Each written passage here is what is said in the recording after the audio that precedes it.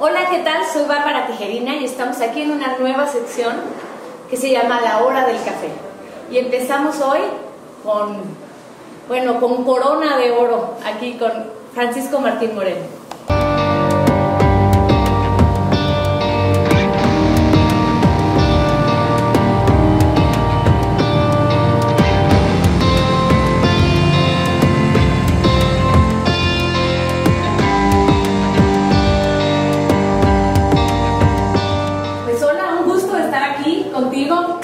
Bienvenido, paisano. Bienvenida. Nada de las expresiones americanas de que break a leg ni cosas así, ¿verdad? No. En Alemania dicen buena caída, ojalá te caigas. Así es esta manera de decir. Guten Rutsch es en alemán, quiere decir que ojalá te caigas, quiere decir que es buena suerte. Y del que se cayó ahorita en la bici fuiste tú. Exactamente, sí. Bueno, son gajes. Quien se sube a la bicicleta se va a caer, ¿no? Se puede caer, ¿no? Y el que deja de pedalear se cae. También se cae. En la vida. Entonces hay que pedalear todo el tiempo. Hay que pedalear. Y hay que estar inquieto, trabajando, buscando. Pues eso es lo que estamos haciendo aquí, intentando. La estrategia es intentar. Claro. Oye, pero fíjate que de lo que yo quería platicar contigo hoy es del lenguaje sin palabras. Ya sabes que a mí ese tema me encanta. Y bueno, en tus libros es muy elocuente siempre cómo pones, aparte de los diálogos, que pones, lo tomó de las solapas y lo sacudió. No es lo mismo decir, llegó él y le dijo que la amaba, la miró a los ojos. Todo esto del... La escrutó con el rostro, la repasó con la mirada para ver su pelo, la mirada llena de vida, de intensidad. Y págate. Ya está. Oye, pero fíjate que en los estudios esto se supone que Darwin fue de los pioneros. Darwin 1800, bueno. Pero hay un escrito del Quijote donde habla del lenguaje no verbal. Y te lo quería enseñar. Llega el Quijote, le dice a Sancho que le lleve un mensaje a su enamorada. Y entonces le dice, por favor, cuando se lo des, obsérvala muy bien. Si muda de colores, si se desasosiega y se turba, si se tiene que tomar el pelo y no lo tiene desarreglado, todo eso me lo tienes que decir.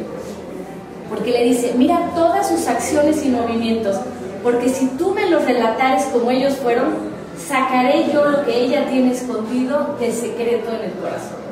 Maravilloso. Es que la verdad es que se puede mentir con las palabras, pero con el cuerpo jamás. Un día me preguntaron en relación al Quijote, que cómo hacía yo para administrar el éxito, porque de alguna manera pues, me ha ido bien. Entonces, para que se me quite y nunca me maree y nunca caigas en el terreno de la arrogancia, lo que hago es leer un párrafo del Quijote. Y eso te pone humilde. Es cuando te das cuenta de tus dimensiones. O lees un párrafo de uno de los parlamentos de Shakespeare, entonces ya sabes cuál es tu lugar en la vida. Fíjate que de Shakespeare a mí lo que me gustó mucho ahorita que hablaban de, oye, ¿cómo me decían los jóvenes, qué podemos hacer para ser más creativos? Y fíjate, para ser más creativos lo que tienes que hacer es generar miles de ideas. Unas saldrán bien, otras saldrán mal, no todas van a ser buenas, pero tienes que generar miles. Shakespeare, por ejemplo, en esta ventana de 5 años donde tuvo los grandes éxitos como el rey Lear, tuvo 3 grandes éxitos y junto con esos 3 grandes éxitos tuvo 2 horrorosas. Estaba Macbeth también en esa época, pero es generar y producir y porque producir. También es cierto, Bárbara, no se puede acertar en todas, ¿no? No se puede. No puedes acertar siempre en todas. Y además, Quisiéramos, y quién sabe, porque yo creo que aprendes mucho del fracaso.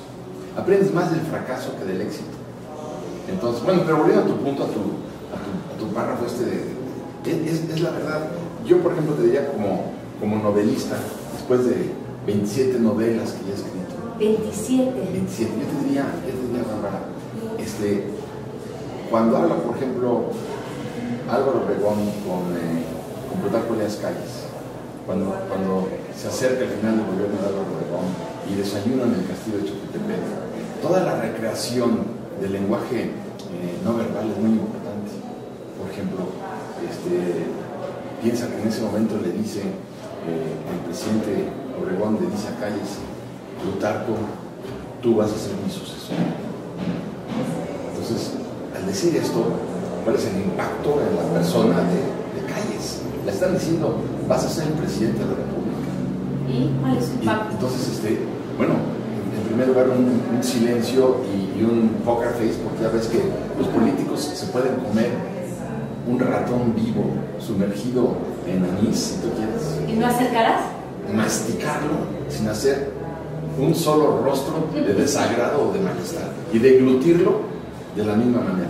Bueno, Vladimir Putin tiene un asesor de lenguaje no verbal que se llama Alan Pease, que está con él, y en la CIA se la pasan, creo que hay como 500 personas estudiando las caras de Vladimir Putin para tratar de detectar en qué momento viene la mentira. Eso es. Bueno, pero son estrategas especializados en esto. Pero tú como novelista tienes que ver con qué voz se lo dijo Obregón, qué cara puso Calles, con qué tono de voz contestó, cuál era la expresión de su mirada, de sus manos, ¿no? Le da la mano, no le da la mano, le da una mano y la acaricia con él y dice, gracias Álvaro. ¿Cómo? ¿Cuál es la reacción de una persona de lenguaje no verbal? Ajá. Cuando un presidente le dice a su asesor, tú vas a ser? Eres el elegido. Eres el elegido. Entonces es muy interesante ver la reacción de los dos. Hay un proverbio árabe que a mí me encanta que dice, si no puedes entender una mirada, tampoco vas a entender una larga explicación. Bueno, es que pues sí. La mirada habla. Bueno, la mirada habla. Pero ahorita que hablas del poder, ¿cómo se ve el poder? ¿Cómo se ve el poder? Bueno, siempre lo idealizas porque las personas lo que tratamos de hacer es engrandecerlo para entonces podernos someter con más facilidad. Ahora que vino el Papa Francisco, le decían, bueno, su santidad, ¿no? Pero si fue electo en un consistorio por cardenales, obviamente personas, seres humanos, no tienes por qué decirle su santidad. Su santidad es una expresión. Elevarlo, es elevarlo. Elevarlo, engrandecerlo, subirlo a un pedestal para someterte. Eso es lo que es curioso también en la política. Claro. Aquí, pues, es que viene con la naturaleza, es el macho alfa. Tú observa un pavo real, observa el macho alfa de la manada de los leones y te engrandeces. Y así se ve el poder. Y ahorita sacó un estudio la revista Harvard Business Review que dice de estudios psicológicos. Los que tienen el poder tienen bajos los niveles de cortisol. El cortisol es el del estrés, la hormona del estrés. Y entonces, ¿sabes qué? Se bajan los niveles de inhibición, son menos inhibidos. ¿Y qué crees? Que son más fáciles para mentir. ¿Será? ¿Se les ve más fácil la mentira, dices? No, mienten más fácil, con una soltura. Pero no se les ve. No se les nota. No se les nota. Ese es el estilo de los políticos. Pero ahorita que hablabas del Papa Francisco, fíjate que ahora que estuvo aquí hizo una declaración que me pareció muy interesante, porque dice que, bueno, él dice que el demonio no existe, pero dice la resignación. Cuidado aquí en México con la resignación, ese es del demonio. Y me encantó. Dije, a ver, ¿qué es esto de la resignación? Resignar, volver a afirmar, darle todo tu poder a alguien. Y creo que es parte de lo que vivimos todos los días, una resignación, bueno. En nuestro país es el otro día se casó mi sobrina. Ah, sí. Y en la iglesia, y entré a la iglesia, de nuevo. Entré a la iglesia y ahí decía... ¿No salió humo? No, echaban así incienso por todos lados. Pero decía, por ejemplo, bienaventurados, no se me olvida, bienaventurados los pobres de espíritu, porque de ellos será el reino de los cielos. Arr. Bienaventurados los pobres, porque ellos serán colmados.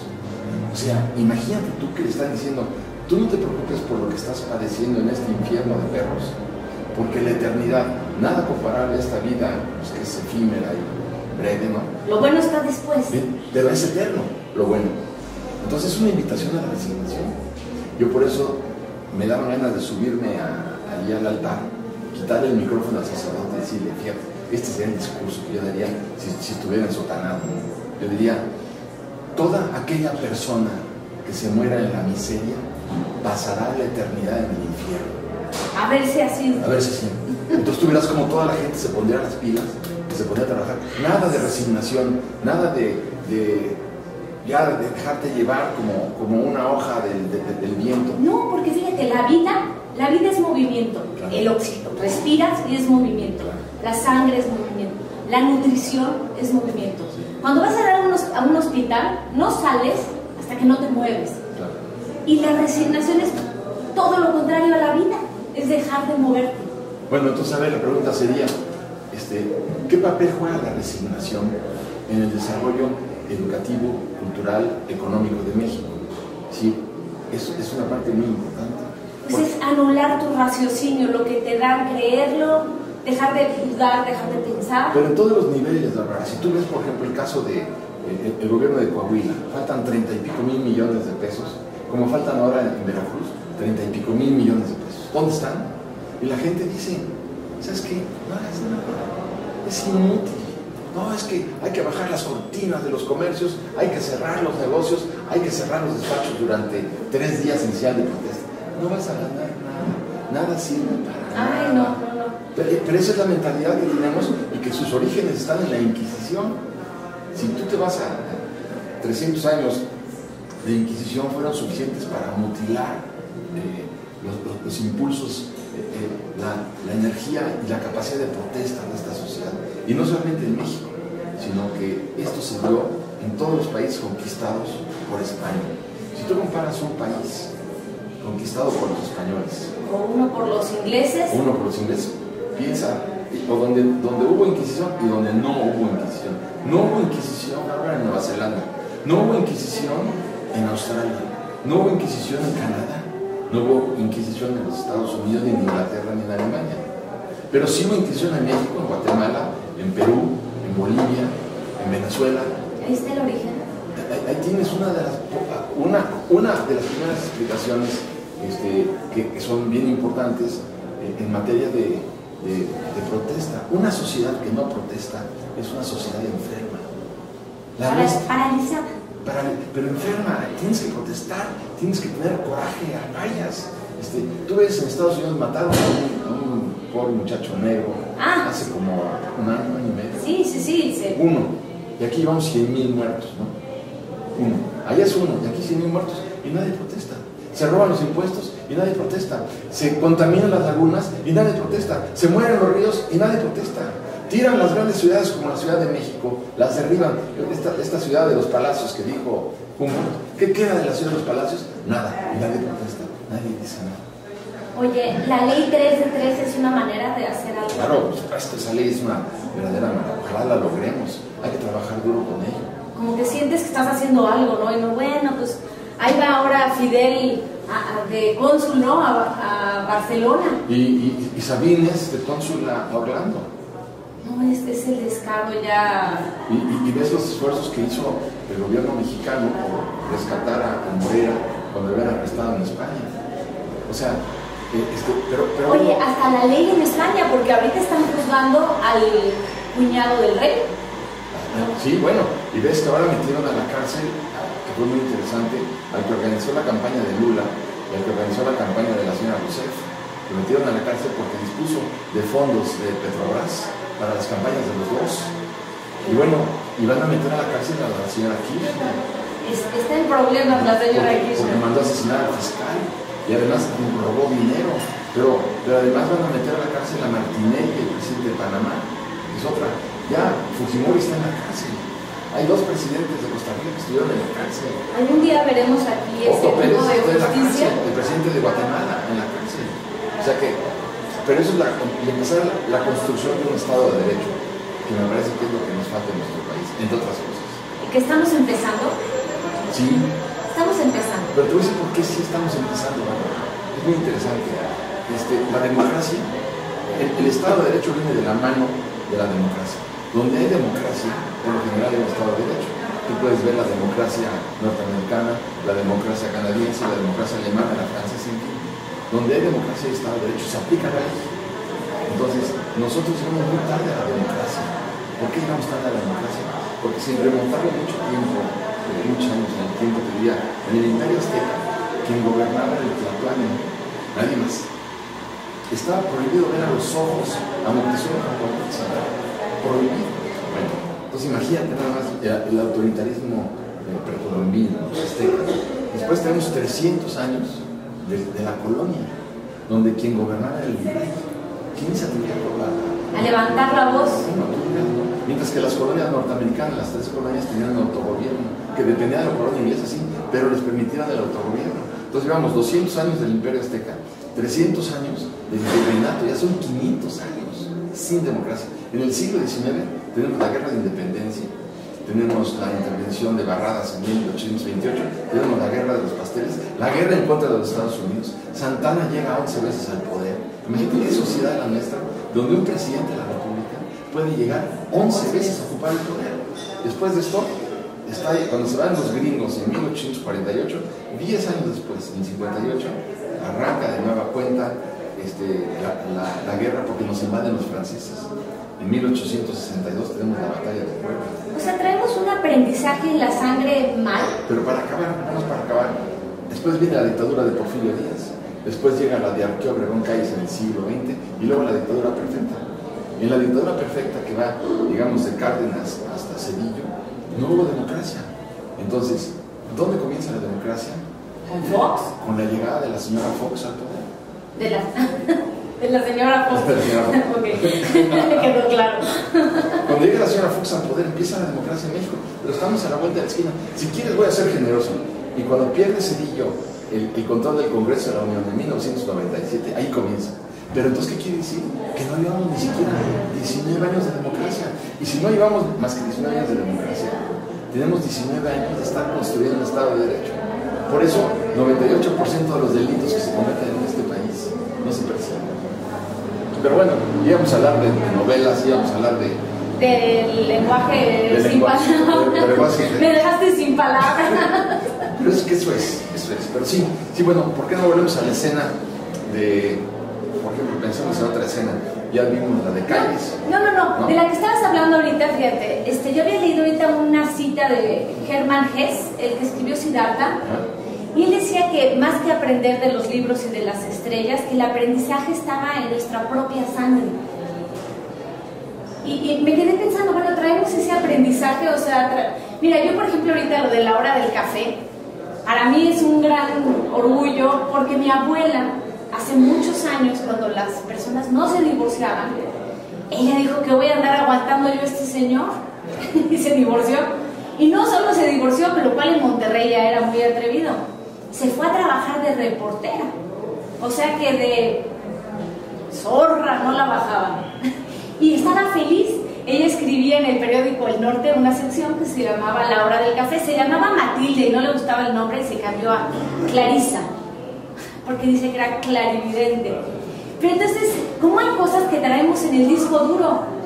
Yo después de leer tu libro, la verdad, de Media Hora a la Muerte, donde hablas de tu familia, sí, todo el aprendizaje, todo lo que vivieron tus abuelos, tus papás, ¿no lo traes ahí? Claro. Brota. Mira, yo por eso, desde muy pequeñito fui un rebelde. Sí, toma en cuenta, mi padre es refugiado de la Guerra Civil Española, refugiado del fascismo español, y mi madre refugiada del fascismo alemán. Mi padre nació en Madrid, mi madre nació en Berlín, y se conocen en México. Los dos son perseguidos de esta demencia fascista, ¿no? Y encuentran un México hermoso en esa época, ¿no? Ay, claro, bueno, sí, y sobre todo le tienen un gran agradecimiento al presidente Cárdenas, porque a los dos les abrió la puerta. Tú sabes lo que es venir perseguido de un país y que llegues a otro desconocido y que al bajarte del barco te den un pasaporte y un permiso para trabajar y para ganarte la vida. Ahorita que vemos a los sirios, ¿no? Muriéndose, buscando una oportunidad. Ahí lo tienes. Bueno, y todos los cubanos que llegan a México, cubanos en la vida, todos los balseros, ¿no? Y no solo los balseros, sino el Magreb del norte de África, cuando llegan a España, lo mismo, se están jugando la vida. Oye, ¿y los mexicanos que se van a Estados Unidos también, jugándose la vida igual? Sí, bueno, pero imagínate aquí, te bajas del barco y te dan un pasaporte y te dan nacionalidad y un permiso para trabajar. Entonces, pues aquí hicieron su vida ellos, pero 3/4 partes de mi familia la matan en España y casi a la totalidad de mi familia la matan en Alemania. Entonces, imagínate si te vas a convertir en un rebelde. No, claro. Bueno, toca gritarlo. Sí, bueno, no permito, sí creo que está en mi ADN. No puedo permitir el menor sometimiento a nada. Es decir, te conviertes en un guerrero, ¿no? Cualquier sometimiento es claro, no voy a caer en la anarquía, ¿no? No. Tampoco es lo mío, pero sí, cualquier cosa que me digan no se puede, que yo sienta que están atropellando un derecho mío, pues te conviertes en un guerrero. Y la palabra como arma. Claro, la ¿no? palabra, sí, la palabra, y la pluma como lanza. Oye, nada más para terminar, el otro día decíamos, naces, creces, te desarrollas, ¿cómo eres? Naces, creces, te reproduces y mueres, y dices, no, claro que no. No, naces, creces, te reproduces, amas, piensas, creas, te equivocas, expones, te equivocas, creces, te derrotan, creces, te levantas y mueres. Y mueres. Sí, sí, pero así es. Lo importante es que tú como estudiosa del lenguaje no verbal, es una verdadera maravilla tener esa capacidad, porque puedes advertir intenciones que el resto de las personas no las pueden percibir. Así es, la verdad es de que todos la podríamos percibir, es cuestión nada más de entrenar la observación, que está ahorita muy distraída con muchas cosas. Sí, yo por ejemplo siempre pienso mucho en las mujeres. Las mujeres han vivido acosadas desde la época de las cavernas por los hombres que los tenían. Entonces yo me doy cuenta que las mujeres a través de los años, de los siglos y de las centurias han desarrollado un instinto defensivo verdaderamente notable. Una mujer puede ver cosas que un hombre no puede ver y saber cosas que un hombre, con ver a una persona, ya las mujeres pueden hacer una radiografía de esa persona. Sí, y lo dice Alan Pease en su libro, dice que las mujeres, por estudios, o sea, no nada más de una manera subjetiva, medido, las mujeres somos mejores para leer el lenguaje no verbal. Incluso pues tienes a los hijos y tienes que adivinarles si es hambre, si es sueño o es berrinche. Sí, bueno, ¿no? Sí. Bueno, pero también puedes percibir las intenciones en el amor, en los negocios, en la vida en general de la persona con la que tú te sientas a la mesa. Dicen que los hombres mienten mucho, pero las mujeres mentimos mejor. Muy bien, eso ya me gustó. Oye, pues muchísimas gracias, qué gusto estar aquí, de que se repita. Claro, cuantas veces quieras, porque yo creo que estamos en un momento en la vida política de México que lo que importa es hablar, es comunicar. Puedes estar equivocado con lo que estés diciendo, evidentemente puede estarlo, pero yo creo que a todos nos corresponde hablar y participar, porque este país siempre fue el país de un solo hombre el Tlatuani, un solo hombre el virrey, un solo hombre el cacique, un solo hombre el jefe máximo, ya, basta. Sí, un solo hombre el presidente de la República, un solo hombre el primer mandatario de la nación, siempre fuimos el país de un solo hombre y los demás nunca opinamos. Nos acostumbramos, queríamos que alguien viniera y nos arregle el problema, ¿no? Así es, porque siempre quieres que alguien te lo arregle, que te lo arregle Dios o que te lo arregle el gobierno. Tu papá o el gobierno, y no. ¿Y dónde queda la iniciativa personal? Así es. Por eso creo que es muy importante hablar, expresarnos, sobre todo comunicarnos, que la gente entienda por qué somos los mexicanos como somos. Y para esto hay que hablar, para esto hay que estudiar. Si no, pues vamos a ver cómo vas a corregir un problema si ni siquiera conoces que existe el problema. Parece que lo que hemos aprendido de la historia es que no hemos aprendido nada, ¿no? Así es. Pero entonces si no aprendemos nada, Bárbara, nos volvemos a tropezar con la misma piedra. Si no aprendemos nada, recorremos el mismo camino que ya deberíamos saber que conduce a un precipicio, pero ahí vamos a recorrer el camino otra vez. Ya vivimos el populismo de Echeverría, vimos en qué acabó el populismo de Echeverría, vimos en qué acabó el populismo de López Portillo. Y ahora, en 2006, estuvimos a punto de que ganara López Obrador. Entonces, ¿qué es otro populista, no? Entonces yo creo que tenemos que aprender de la historia, porque lo único que no nos puede pasar es volvernos a tropezar con la misma piedra o volver a recorrer un camino que ya deberíamos haber aprendido a dónde conduce. Pues muchísimas gracias. Y una buena conversación es mucho más estimulante, tan estimulante como un café. Así es. Bueno, pues, gracias. Gracias. Gracias. Gracias.